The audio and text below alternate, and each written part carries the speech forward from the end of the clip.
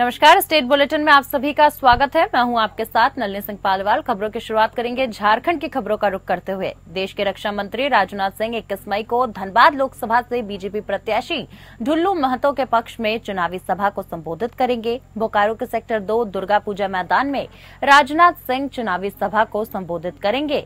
इसको लेकर तैयारियां जोरों शोरों पर हैं, तो वहीं बोकारो के बीजेपी विधायक बिरंची नारायण तैयारियों का जायजा लेते हुए सभी व्यवस्थाओं को दुरुस्त करने में लगे हुए हैं। मीडिया से बात करते हुए बीजेपी विधायक बिरंची नारायण ने कहा कि राजनाथ सिंह के आने से बीजेपी के कार्यकर्ताओं और नेताओं में ऊर्जा का संचार होगा। बीजेपी प्रत्याशी की जीत तो निश्चित है, लेकिन उनके आने से जीत का जो अंतर है वो काफी बड़ा हो जाएगा। साथ ही उन्होंने कहा कि देश की सीमाएं आज राजनाथ सिंह के नेतृत्व में सुरक्षित हैं। ऐसे में वे देश की सुरक्षा को लेकर भी लोगों को अपनी बात बताने का काम करेंगे।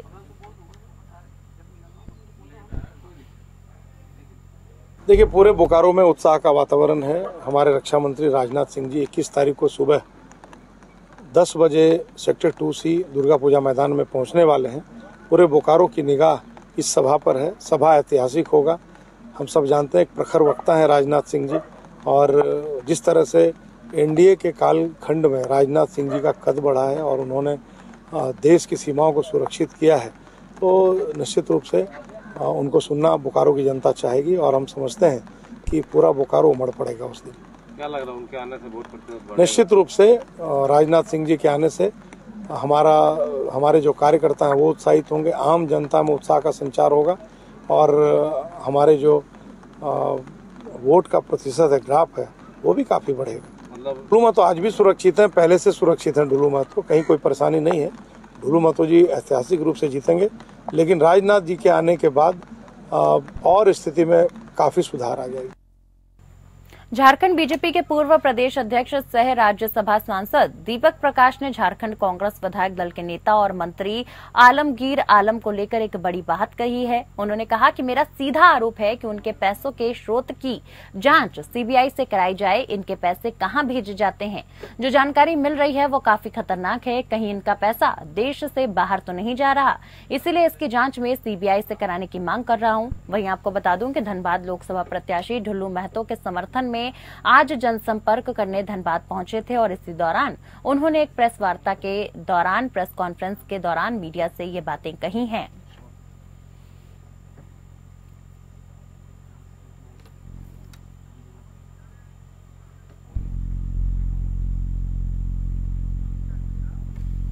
लोकसभा चुनाव में आरोप प्रत्यारोप का दौर लगातार जारी है, जहां बिहार के कांग्रेस विधायक पूर्व मंत्री अवधेश सिंह धनबाद कांग्रेस प्रत्याशी अनुपमा सिंह के समर्थन और प्रचार प्रसार करने धनबाद पहुंचे, तो वहीं बिहार के कांग्रेस विधायक पूर्व मंत्री अवधेश सिंह ने बीजेपी प्रत्याशी ढुल्लू महतो पर जोरदार हमला किया और कहा कि एक तरफ मजदूरों के बड़े नेता रहे राजेंद्र सिंह का नाम लिया जाता है, तो वहीं आज मजदूरों के नेता अपने आप को कहने वाले ढुल्लू महतो का नाम आ रहा है, जिसका इतिहास आईपीसी के धाराओं में है।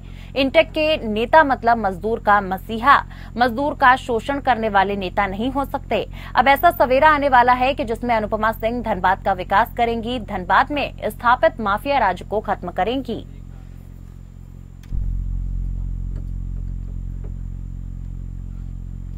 लोजपा रामविलास के झारखंड प्रदेश अध्यक्ष वीरेंद्र प्रधान धनबाद से एनडीए प्रत्याशी ढुल्लू महतो के पक्ष में प्रचार करने बोकारो पहुंचे।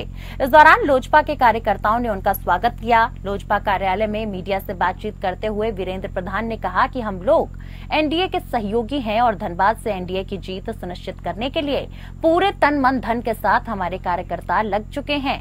वहीं ढुल्लू महतो के आपराधिक चरित्र पर उठ रहे सवाल पर प्रदेश अध्यक्ष वीरेंद्र प्रधान ने कहा कि कौन अपराधी है और कैसा अपराध है वो पुलिस और न्यायालय तय करती है। ढुल्लू महतो जब एनडीए के प्रत्याशी हैं तो हमारी जवाबदेही उनको जिताना है, क्योंकि वो अगर जीत के जाएंगे तो देश के प्रधानमंत्री मजबूत होंगे और फिर से एक बार देश में मोदी की सरकार बनेगी। उन्होंने कहा कि ये विवेचना का विषय है कि अपराध आंदोलन में हुए हैं या फिर जानबूझकर।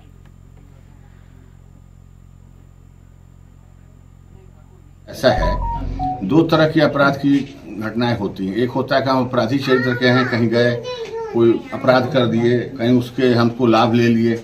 एक होता है जो जनप्रतिनिधि हैं, कहीं कोई किसी मजदूर के लिए किसी उद्देश्य के लिए बैठक करते हैं उसमें कोई केस होता है तो उस केस तो आपराधिक ही होता है, लेकिन उसका उद्देश्य दूसरा होता है।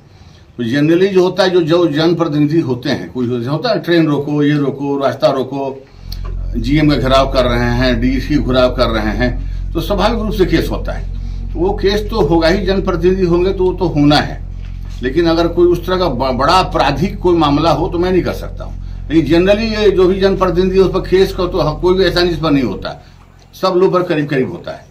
वो तो उसको आपराधिक में लोग डाल देते हैं, लेकिन एक्चुअली आपराधिक होता नहीं है। खबरों में आगे बढ़ते हुए बता दूं कि धनबाद लोकसभा से कांग्रेस उम्मीदवार अनुपमा सिंह के पक्ष में पूर्व मुख्यमंत्री हेमंत सोरेन की पत्नी कल्पना सोरेन चुनावी प्रचार करने पहली बार धनबाद लोकसभा क्षेत्र के चंदन क्यारी स्थित सूर्योडीह मैदान पहुंची। इस दौरान कांग्रेस प्रदेश अध्यक्ष राजेश ठाकुर, कांग्रेस उम्मीदवार अनुपमा सिंह सहित इंडी गठबंधन के कई नेता मौजूद रहे।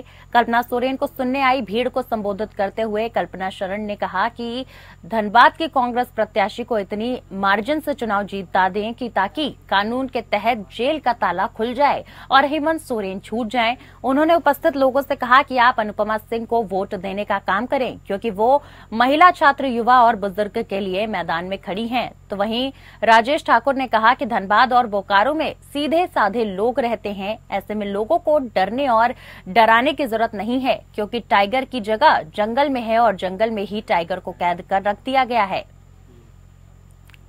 भगवान का दिया हुआ सब कुछ है मेरे पास। मैं सिर्फ और सिर्फ यहाँ इसलिए आई हूँ ताकि मैं जनता की सेवा कर सकूं और उनकी समस्याओं का समाधान कर सकूं। इसके अलावा मेरा कोई भी स्वार्थ नहीं है यहाँ आने का। तो मैं यही चाहती हूँ कि आप जब भी आप वोट करने जाए तो एक बार जरूर ये सोचे कि क्या ये कैंडिडेट मेरे परिवार के लिए सही है, मेरे परिवार के विकास के लिए सही है, मेरे बच्चों की शिक्षा के लिए सही है, मेरे घर के युवाओं के रोजगार के लिए सही है, मेरी महिलाओं के लिए सही है, या मेरे क्षेत्र के विकास के लिए सही है। खबर धनबाद से है। धनबाद लोकसभा क्षेत्र से कांग्रेस उम्मीदवार अनुपमा सिंह ने चुनाव प्रचार में अपनी ताकत पूरी तरह से झोंक दी है। अनुपमा सिंह ने बोकारो विधानसभा के चास प्रखंड के विभिन्न ग्रामीण क्षेत्र का दौरा कर धनबाद के विकास के लिए वोट करने की अपील की। उन्होंने कहा कि धनबाद में विकास और शांति का माहौल स्थापित करने के लिए कांग्रेस को वोट करें, ताकि सभी का भविष्य सुरक्षित हो सके।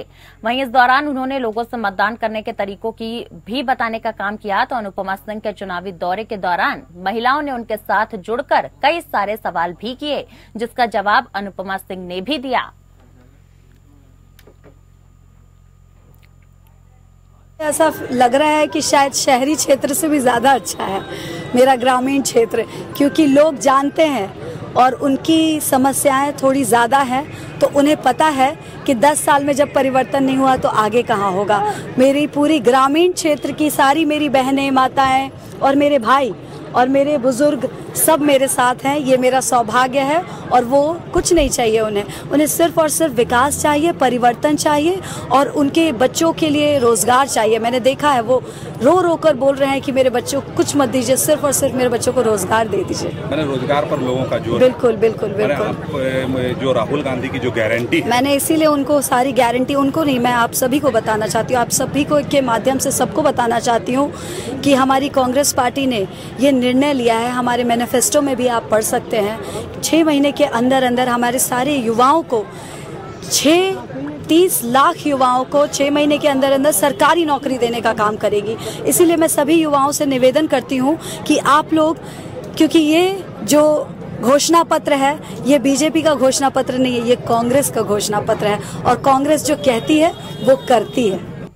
लोकसभा चुनाव 2024 को लेकर बोकारो जिले के करीब हजारों लोगों ने वोट बहिष्कार की घोषणा कर दी है। बोकारो स्टील प्लांट बनने के बाद विस्थापित हुए 19 गांव में से 3 गांव बैंधमारा, धनघरी और वास्तेजी ने लगभग 12,000 मतदाताओं ने वोट बहिष्कार का ऐलान कर दिया। इन 3 गांव के लोगों ने अपने गांव को पंचायत में शामिल करने की मांग की, तो वहीं पंचायत नहीं तो वोट नहीं लिखा बैनर लगाकर वोट के बहिष्कार की घोषणा कर दी गई है।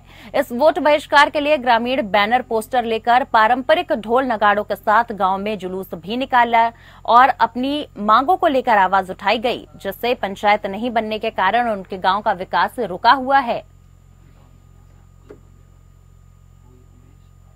जाति आवाज से आई कार्ड कुछ कार्ड भी नहीं बन रहा है, इतना तक कि मृत्यु सर्टिफिकेट भी नहीं हो रहा है। तो इसी के लिए हम लोग का सरकार के पास यही समस्या सुनाने का यही हम लोग को एगो जरिया दिखा, इसलिए हम लोग आज वोट का बहिष्कार कर रहे हैं।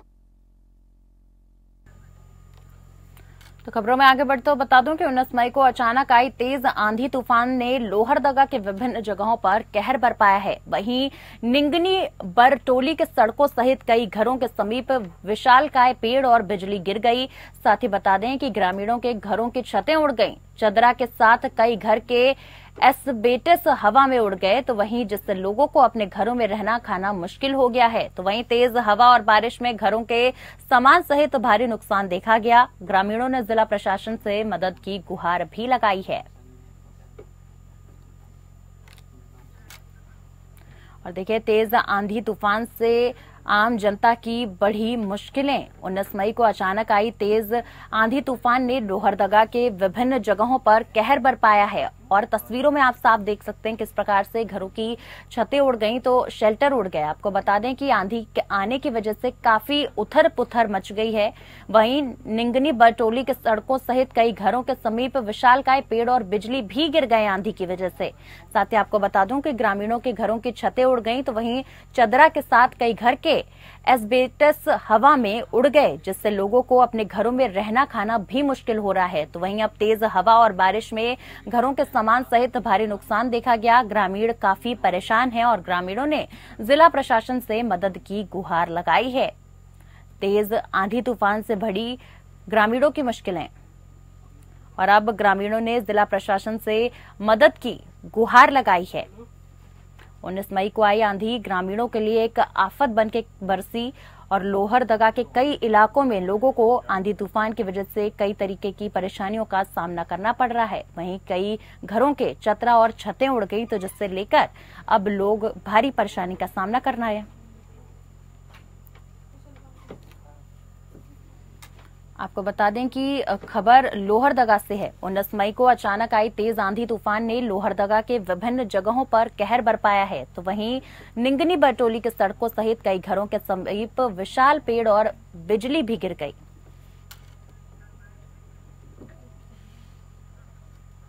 खबरों में आगे बढ़ते बता दूं, खबर बिहार से है। बिहार में चुनावी पारा पूरी तरीके से गर्म है। इस बीच तेजस्वी यादव और मुकेश सहनी हेलीकॉप्टर पर प्रचार करने जाते हुए उन्होंने कहा कि 180 के आसपास चुनावी सभा हम लोग करने जा रहे हैं। महिलाओं में गजब का उत्साह है, तो वहीं जनता को विश्वास हो गया। जो हम लोगों ने 17 महीने में किया, उससे जनता में विश्वास बन गया है। तो वहीं बीजेपी सरकार से लोग ऊब चुके हैं। वहीं पकाऊ भाषण वही थकाऊ भाषण, लोग परिवर्तन चाहते हैं। इस बार जनता आगे है, वो बीजेपी को हटाना चाहती है। यूपी से जो हमको खबरें मिल रही हैं वो ये हैं कि बीजेपी वाले कहते थे कि यूपी वन साइडेड है, यूपी में लड़ाई हो गई है।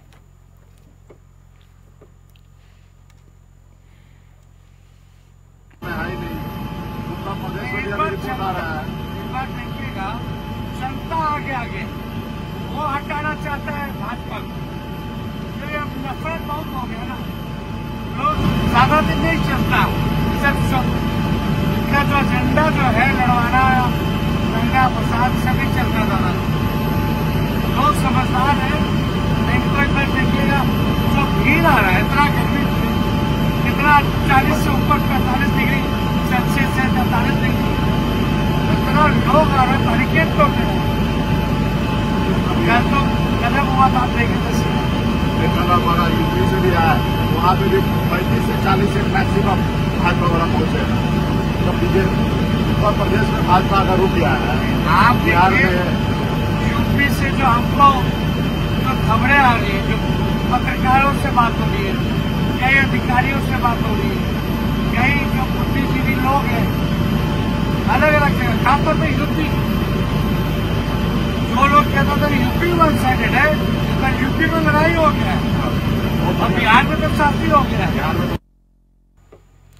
खबर भागलपुर से है। भागलपुर में ई रिक्शा चालकों ने हवाई अड्डा मैदान में एकजुट होकर जिला प्रशासन की तरफ से की गई कोडिंग व्यवस्था का विरोध जताया। साथ ही पुराने ई रिक्शा यूनियन के अध्यक्ष विशाल कुमार पर मनमानी का आरोप लगाया है। ई रिक्शा चालक का कहना है कि विशाल कुमार पैसा लेकर कोडिंग करवाते हैं। जिला प्रशासन की ओर से की गई कोडिंग व्यवस्था से कमाई पर असर पड़ रहा है, तो वहीं अगर पुरानी व्यवस्था को लागू नहीं किया गया तो हम लोग नए सिरे से ई रिक्शा चालक यूनियन का गठन कर जिला प्रशासन के सामने अपनी मांगों को रखेंगे। वहीं all India road transport worker के प्रदेश अध्यक्ष पवन फौजी ने कहा कि विशाल कुमार अपने मन से चालक संघ का अध्यक्ष बता रहा है, लेकिन विशाल शाह का रजिस्ट्रेशन अनिबंधित है जो कि प्रशासन को मालूम नहीं है। इसके लिए पहले रजिस्ट्रेशन कराना होता है जो कि विशाल शाह ने नहीं कराया है। तो वहीं इसीलिए विशाल शाह को all India road transport worker rickshaw चालक संघ अध्यक्ष नहीं मानता है। ये विशाल शाह जो है हमारे अध्यक्ष, वो कोडिंग कराए हैं। इस कोडिंग का हम लोग विरोध करते हैं। हाँ। इस कोडिंग से हम लोग को चलने में नहीं बनना है, कमा नहीं पा रहे हैं आज एक हफ्ते से। बस यही परेशानी हम लोग। आप क्या चाहते हैं? चाहते हैं कि मेरा कोडिंग खत्म हो जाए, जो पहले विधि विधान से चलता था गाड़ी, उसी उपरांत चले, और प्लस पुलिस प्रशासन का भी सहयोग चाहते हैं। हाँ। नया एसोसिएशन क्यों बनाना पड़ा? बस उसी कारण से विशाल अब अवैध रूप से अपने मनमानी ड्राइवर से बिना पूछे सलाह लिए उनके मन में जो आता है वो करके गुजर जाते हैं। इसलिए नया, हाँ, उसका भुगतान हम लोग को भुगतना पड़ा। क्या नाम हुआ आपका? हमारा शिव कुमार नाम। खबरों में आगे बढ़ते हुए बता दूं कि भागलपुर पुलिस को बड़ी सफलता हाथ लगी है। पुलिस ने गुप्त सूचना के आधार पर अंतर्राज्यीय चोर गिरोह का पर्दाफाश करते हुए कुल 8 चोरों को गिरफ्तार किया है। पुलिस ने चोर के पास से 3 बाइक, 1 लैपटॉप, एलईडी टीवी, चांदी के आभूषण के साथ कीमती कपड़े बरामद किए हैं। वहीं चोर का ये गिरोह बिहार सहित पड़ोसी राज्य झारखंड और बंगाल में सक्रिय था। इस मामले में विधि व्यवस्था डीएसपी चंद्रभूषण ने बताया कि भागलपुर में हाल ही के दिनों में चोरी की घटनाओं में इस गिरोह के सदस्यों को सक्रियता रही है। पास थाना अंतर्गत अंतर्राज्यीय चोरों का एक बड़ा गिरोह का पर्दाफाश हुआ है, उससे संबंधित है। इसमें आए दिन जो है पिछले कुछ दिनों में गृहवेदन का कुछ घटना हमारे शहर में घटी थी। मामले को संज्ञान लेते हुए टीम ने जो है गुप्त और तकनीकी रूप से काम किया और सूचना के आधार पर कुल 8 लोगों को गिरफ्तार किया है बहराइच थाना क्षेत्र से, जिनके पास से जो है बाइक 3 पकड़ा है, एक जो है लैपटॉप है, एक एलईडी है, चांदी के कुछ आभूषण हैं, मोबाइल हैं, जो 7 मोबाइल हैं इनके पास से, एक स्क्रू ड्राइवर, लोहे का एक बोछनी जो है पकड़ाया गया है, लोहे का एक पाइप है, चार्जर, पीतल की एक मूर्ति मिली है और भारी मात्रा में कपड़े मिले हैं।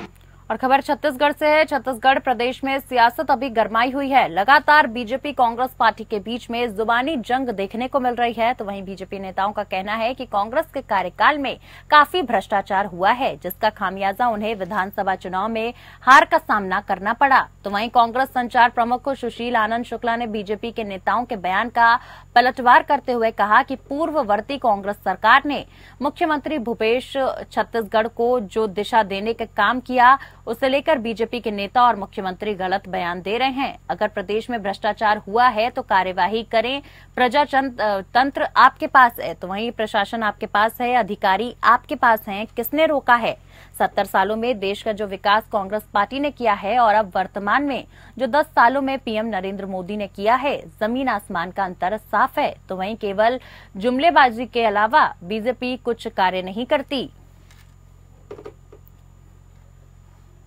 पास में अपनी उपलब्धि बचाने के लिए कुछ नहीं है, तो मुख्यमंत्री लगातार बयानबाजी कर रहे हैं। गलत बयानबाजी करना, विपक्ष पे आरोप लगा के अपनी कमजोरियों को छुपाने का प्रयास कर रहे हैं। यदि कांग्रेस के शासनकाल में कोई गड़बड़ी हुई थी, सरकार आपके पास है, एजेंसी आपके पास है, कार्रवाई करने का साहस दिखाए ना, खुद ही बयानबाजी क्यों कर रहे हैं? अब कांग्रेस को आपके सीख की आवश्यकता नहीं है। 70 साल में कांग्रेस पार्टी ने इस देश का नवनिर्माण किया है, इस देश को इस लायक बनाया है कि भारत आज दुनिया के देशों से कम्पीट कर सके, तो उसमें कांग्रेस की सरकारों का योगदान है। पिछले 10 साल में भारतीय जनता पार्टी की मोदी सरकार ने क्या किया है, सिवाय जुमलेबाजी के सरकारी उपक्रम को बेचने की। खबर रायपुर से है। रायपुर में कहीं दीवारों पर तो कहीं किताबों पर नन्हे हाथों से बच्चे ड्राइंग करते हुए दिखाई दे रहे हैं। कोई गा रहा है तो कोई डांस कर रहा है और कोई अभिनय पत्तों से कलाकारी, सब्जियों से चित्रकारी, रंगीन चावल की कला, मिट्टी से खिलौनों का निर्माण जैसी रोचक गतिविधियों में बच्चे डूबे हुए हैं। अलग अलग भाव के साथ बच्चों के चेहरे पर विजय मुस्कान दिखाई दे रही है। तो ये नजारा है छत्तीसगढ़ राज्य की स्कूलों का। गर्मी की छुट्टियों में स्कूल शिक्षा विभाग की तरफ से समर कैंप का आयोजन किया जा रहा है। अब विभाग के सचिव सिद्धार्थ कोमल सिंह परदेशी ने बच्चों में रचनात्मक के लिए सकारात्मक और नवाचारी पहल की है। बस्तर, दुर्ग, रायपुर, बिलासपुर और सरगुजा संभाग तक बच्चे खुशनुमा माहौल में खेल खेल में बुनियादी साक्षरता और संख्या ज्ञान सीखने की ओर कदम बढ़ा रहे हैं। तो वही राष्ट्रीय शिक्षा नीति 2020 की सिफारिश को छत्तीसगढ़ के स्कूलों के माध्यम से पालक और शिक्षकों तक पहुंचाने का ये अनूठा तरीका अपनाया गया है।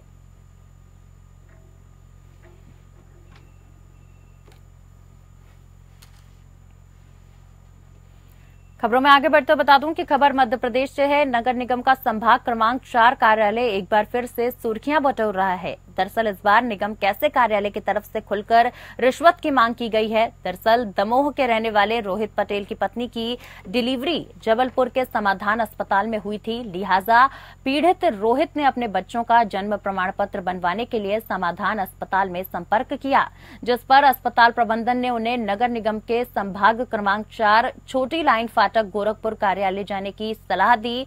तो वहीं रोहित जब निगम कार्यालय पहुंचा और उसने अपने बच्चों के जन्म प्रमाण पत्र को बनवाने की मांग की, तो वहां बैठी महिला कर्मचारी ने रोहित से 1500 रुपए की मांग की और कहा कि अगर जन्म प्रमाण पत्र बनवाना है तो 1500 लगेंगे। इस पूरी घटना से पीड़ित रोहित काफी अचंभित हुआ और उसने इस पूरी घटना का वीडियो अपने मोबाइल में कैद कर लिया। बता दूं कि उपरोक्त मामले की निंदा करते हुए महापौर जगत बहादुर से अनु ने कहा है कि निगम आयुक्त को तत्काल ही इस वीडियो की जांच करवानी चाहिए और यदि इस वीडियो में सत्यता है तो दोषियों पर कार्यवाही की जानी चाहिए।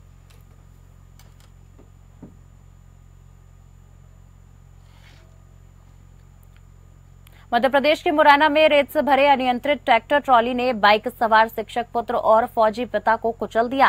पुत्र की मौके पर ही मौत हो गई तो वहीं पिता गंभीर रूप से घायल हो गए हैं। आपको बता दूं उनका जिला अस्पताल से ग्वालियर रेफर कर दिया गया है। तो घटना हाईवे स्थित सिकरौदा नहर की पुलिया के पास की है, जहां आक्रोशित भीड़ ने हाईवे को लंबे समय तक जाम कर दिया।